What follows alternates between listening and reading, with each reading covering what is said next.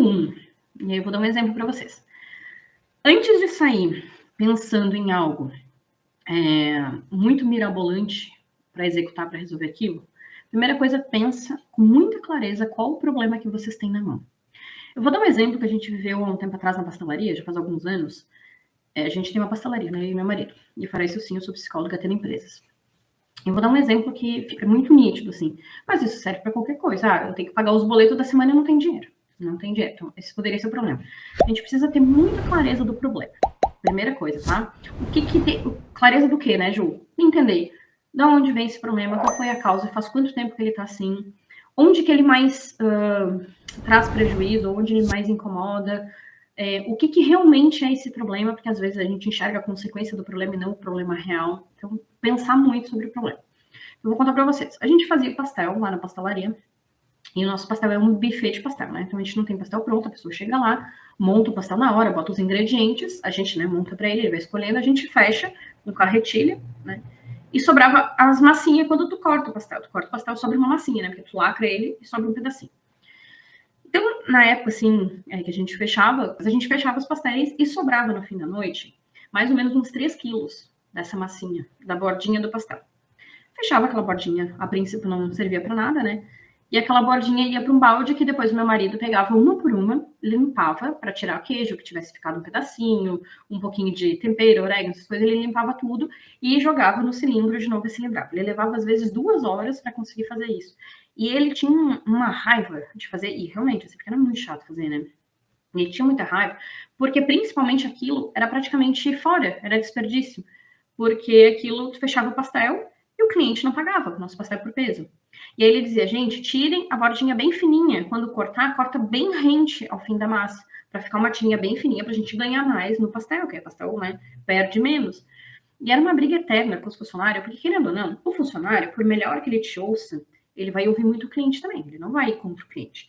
E aí o que acontece? Pense em vocês fazendo pastel e tu tá vendo a pessoa fechar. Tu fez o pastel, fechou, tu vai querer que ele corte perto de onde está o recheio, não deixa um pedaço de massa vazio. Então eu disse, não, tira mais, a pessoa dizia, tira mais. E aí, os funcionários, tadinhos, eles tentavam tirar, não muito, mas tentavam agradar o cliente também.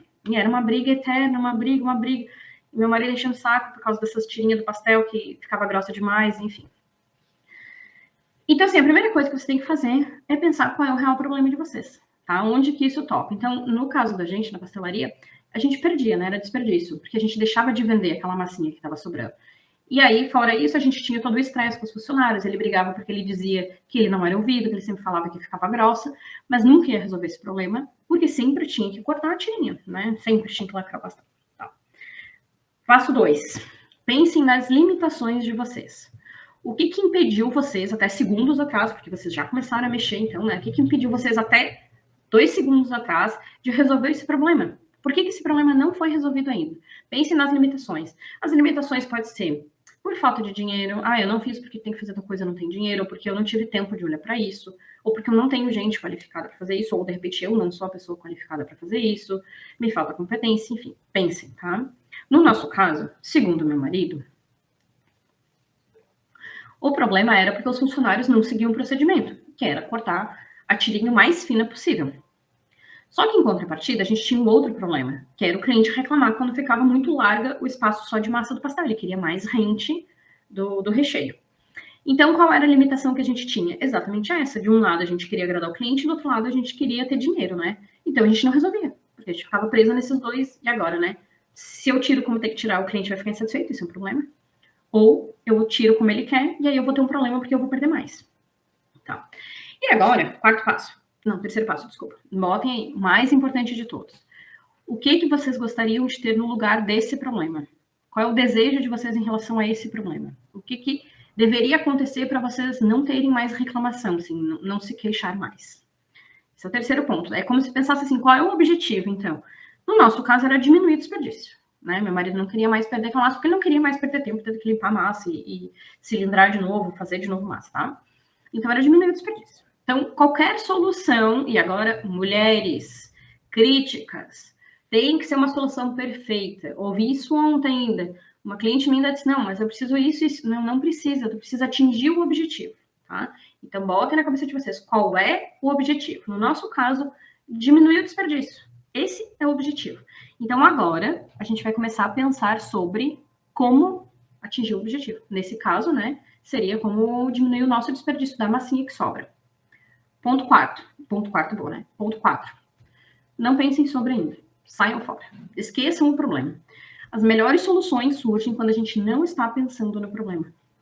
Quer ver? Eu tenho um ódio, eu ainda não achei, mas eu quero pôr na parede do meu banheiro, assim, no box, alguma coisa, uma caneta que possa escrever num lugar que não molha, ou que molhar não tire a tinta, porque as melhores ideias, quando eu tenho um problema que eu fico quebrando a cabeça e não vem, porque quanto mais a gente pensa, mais a gente tem um estado de tensão, que eu falei para vocês, de ansiedade, né? Quanto mais ansiedade, menos tranquilidade eu vou ter para resolver e para enxergar. E o que a gente precisa é enxergar de outro ângulo. A gente precisa se afastar do problema.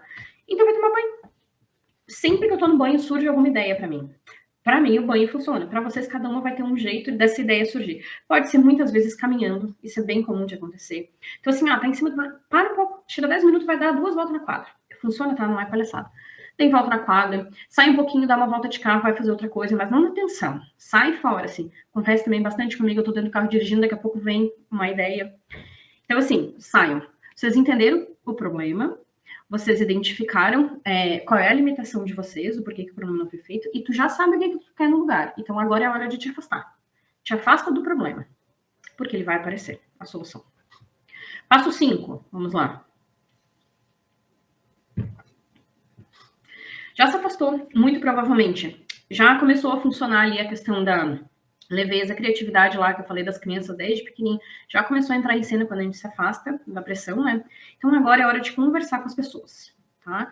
A gente precisa perguntar o que as pessoas acham, a gente precisa descontrair, a gente precisa bater papo sobre essa situação. Não de uma forma tensa, não cobrando, não exigindo, mas assim, tá, vamos lá, vamos pensar em ideias.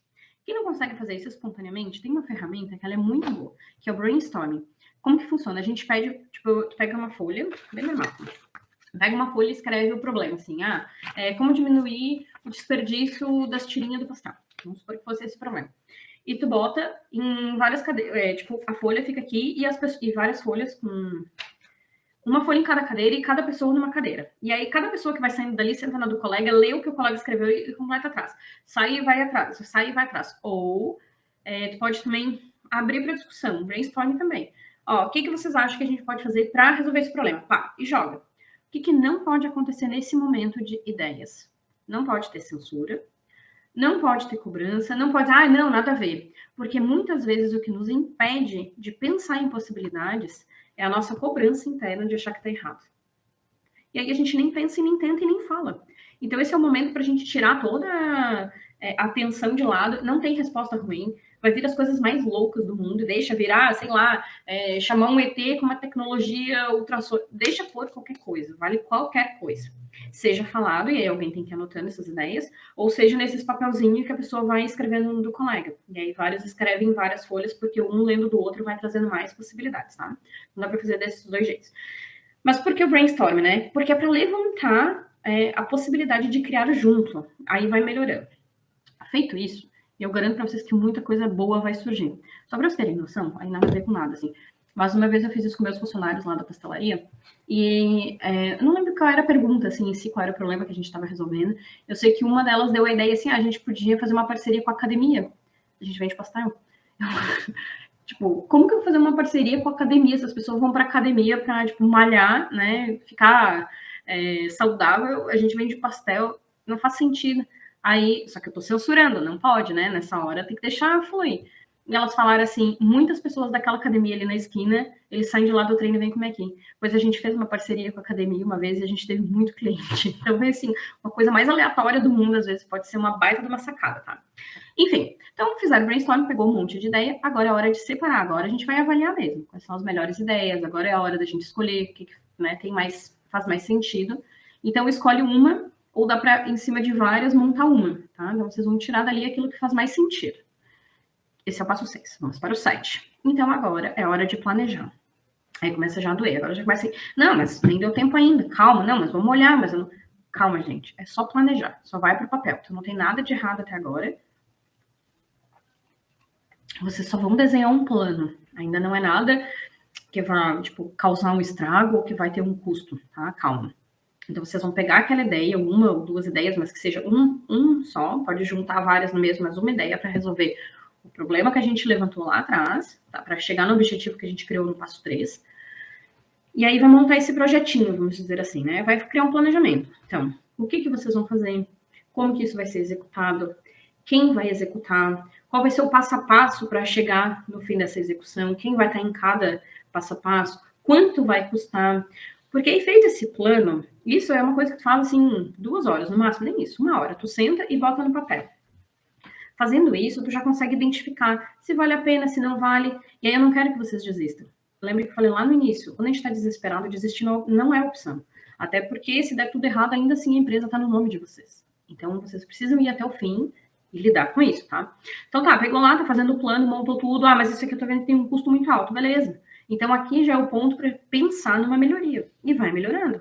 E pode conversar com outras pessoas e pegar mais ideia e faz um outro brainstorm para tentar melhorar aquela ideia que já tiveram. E vai fazendo, tá?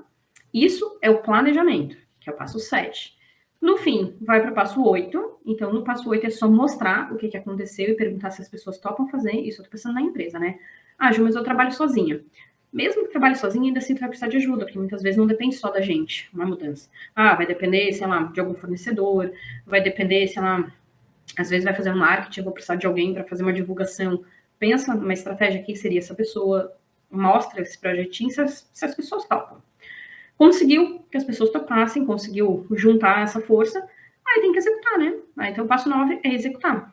Eu sei, agora começa a trancar tudo, mas meu Deus do céu, mas será que... Gente, sem expectativa. É sem expectativa. Só façam. É um pequeno passo. Provavelmente, já é sem expectativa, porque eu sei que vai ter expectativa. Provavelmente, o início sempre vai dar a sensação que tá dando errado. Porque ele não vai trazer um movimento rápido, supondo que seja um movimento, né? Mas assim, ele não vai dar um retorno financeiro rápido. Então, assim, não vai ter um retorno rápido, não vai chegar no resultado que você estava esperando no primeiro mês, e aí vocês vão pensar, não tá dando certo. Então, façam isso pelo menos uns 2 meses ou 3 meses. E sempre avaliem-se para ver se está melhorando. Porque todo projeto vai demandar de um processo. Então, vai ter que começar.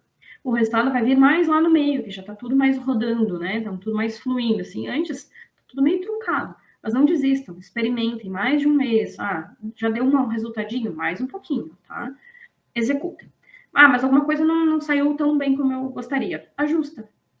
Vai lá, resolve uma coisinha aqui, tenta uma outra coisinha ali, ajusta, não desiste. Os maiores projetos, eles terminam porque as pessoas desistem, né? Não ajustam, não é porque deu errado, é porque as pessoas desistiram.